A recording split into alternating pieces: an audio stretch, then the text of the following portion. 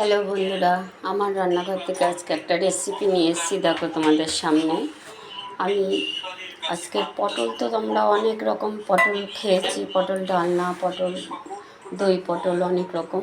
আজকে আমি এই আলু দিয়ে আর পটল দিয়ে চচ্চড়ি মতন করব।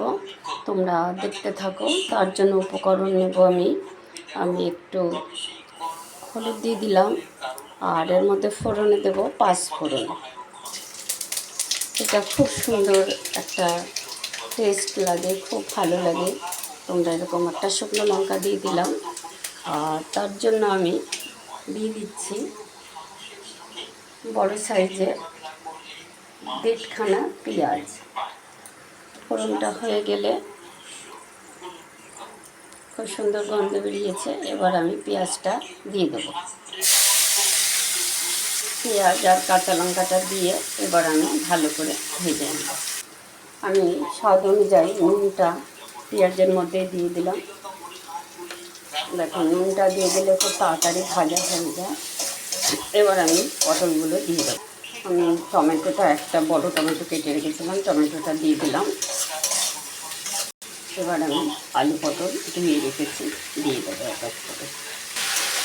ওই তরকারিটা তোমরা রুটি, পরোটা, ভাত সবার সাথে খেতে পারে, খুব সুন্দর লাগে। নিরামিষও করা যায়, আবার একটু পোস্ত সর্ষে বেটে দিয়েও করা যায়।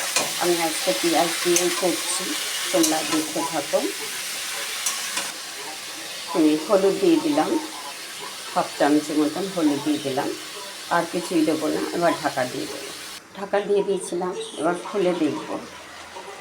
এখন কী সুন্দর হয়ে যাচ্ছে অনেকটা। এবার নেড়ে দেবো, দিয়ে আবার ঢাকা দিয়ে দেবো। এতে জল দেবে না, একদমই জল লাগে না। ওই নুন হলুদ দিয়ে ঢাকা দিয়ে দিতে হবে, নেড়ে। এবার আমি এর মধ্যে একটু ভাজা মশলা দিয়ে দেবো। ভাজা মশলাটা দিলে গন্ধটা খুব সুন্দর হয়, খেতেও টেস্টটা খুব ভালো বাড়ায়। দেখো, আমি জল দিইনি, গ্যাস কমিয়ে ঢাকা দিয়ে দিয়ে আমি এইভাবে রান্নাটা করে নিলাম। হয়ে এসছে, আর একটু, আর মিনিট 2 মতন, তারপরে আমি নামিয়ে দেবো। আমার পটল চচ্চড়ি হয়ে গেছে, এবার আমি নামিয়ে নেব। আমার এই পটল চচ্চড়ি তোমাদের কেমন লাগলো তোমরা কমেন্ট করো।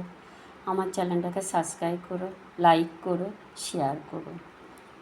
তোমরা এইভাবে করে খেয়ে দেখো, একবার করে আমাকে কমেন্ট করো। আজকে এখানে রাখছি, আবার কালকে আসবো অন্য কোনো রেসিপি নিয়ে।